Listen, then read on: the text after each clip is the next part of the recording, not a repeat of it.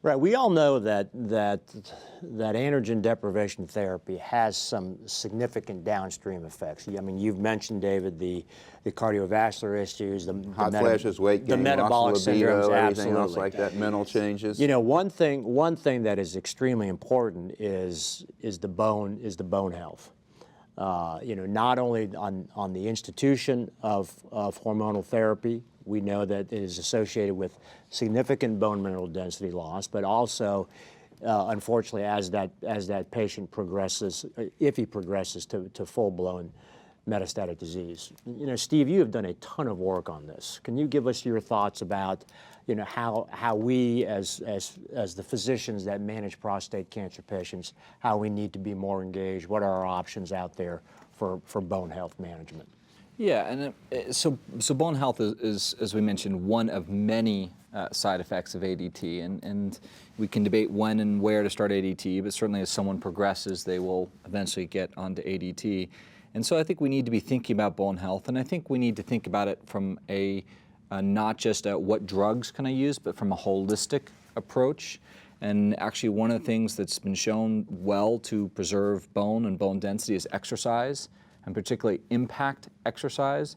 There's actually, from Australia, some very nice studies about men and where they get them jumping and actually putting impact on the spine that's able to preserve bone density for men on ADT. So it's not simply walking or swimming exercise, but actually impact exercise. We talk a lot about calcium and vitamin D. The amount of vitamin D really to maintain bone health is a lot higher than I think we've been doing historically. You know, kind of the 400 IU is probably not enough, really getting up to the 800 IU of vitamin D. There's been some concerns about calcium that may promote actually aggressive prostate cancer. So I think it just needs to be patient forewarned about that. But I think in a holistic approach with them exercising, taking the vitamin D. But most urologists recommend those things, Steve. I mean, they actually don't. You know, you would I think they forget a lot. I agree with you. You would be surprised. I mean, when we've looked through charts and done this, many of the patients are not on calcium and vitamin D. Yeah, even that I guess simple. I'm surprised because we know of all these side effects. You know, I think as urologists, we are pretty aggressive in how we manage these patients.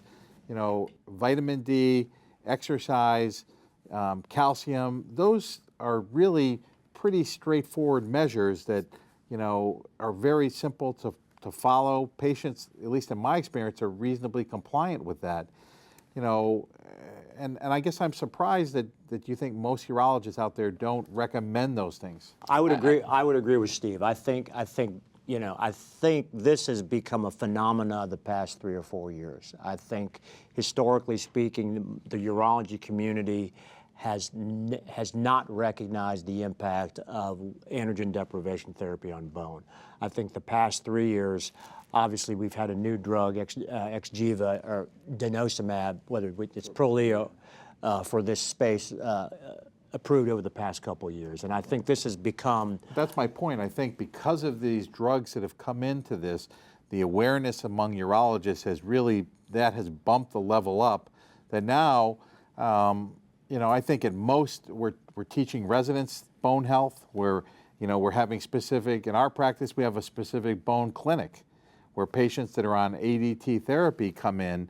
You know, they're seen by either a physician assistant and a physician that run this clinic, you know, and these levels are checked on a regular basis. Well, so that's the operative word, is that you have a clinic, that people that do it in a lot of large practice groups, and you know, one-man groups, and at our university setting, we don't have that. Right. And that's a great thing to have, an ADT clinic. It clearly is an educational hurdle. I mean, Van, you have a clinic now, but would you say the majority of your partners recognized this problem before you became actively involved in creating this? No, I think it's been an evolution.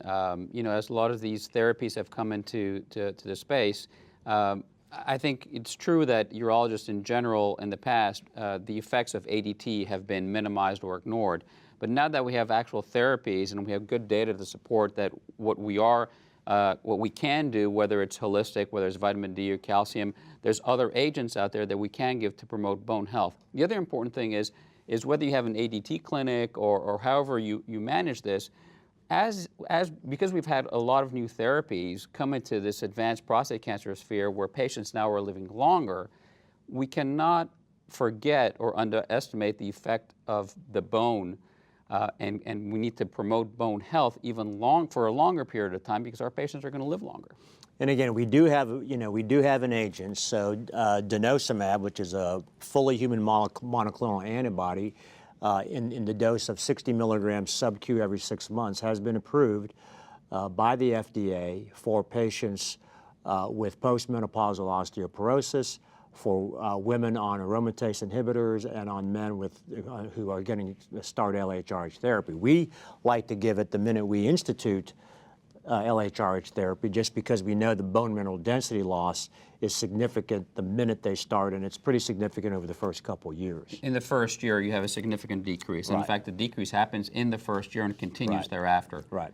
I think what's important is that you start that program and then it seems to evolve and it goes on its own. Once you've started the bone health program, whether you're in a big group or as a private practitioner, solo, or in a small group, once you've started it and developed a routine, it really propels itself and allows you to achieve, a part of medicine that, 10 years ago we didn't talk about bone health. You never would have had a panel like this. Now we talk about it on a regular basis. We know the consequences of poor bone health and so on. And I think, as you say, it's starting with bone health, but I think it's an awareness of just all the side effects of ADT and advanced prostate cancer. So what I've seen from my perspective in the academic is in the community level, is it starts with bone health, evolved to ADT clinics, and now evolving to advanced prostate cancer clinics. And for me as a radiation oncologist, I think it underscores the fact that when looking at bone health, as our group does a lot of radiation with androgen deprivation, that we have to work in multidisciplinary groups so that our urologic colleagues can see these patients and potentially offer some of the things that maybe radiation oncologists overlook on the aspects of bone health. Yeah. I mean, I am convinced, and especially as we get more into this advanced therapeutic state with all these therapies, this is a huge educational hurdle for most urologists. I mean, let's face it, we're classically trained surgeons. We never thought we would be dealing with this. And now, as we look into healthcare reform and payment reform, and we don't know what that's going to look like, again, I think it is very important for the urology community, if you have somebody that's interested, to be a physician champion. I think for large groups, like many of us are in, we do a pretty good job in that already. We segregate out who's going to do robots, who's going to do pelvic vault reconstruction, who's going to do stonework, who's going to do perks. I think advanced prostate cancer needs to be viewed in the very same way. So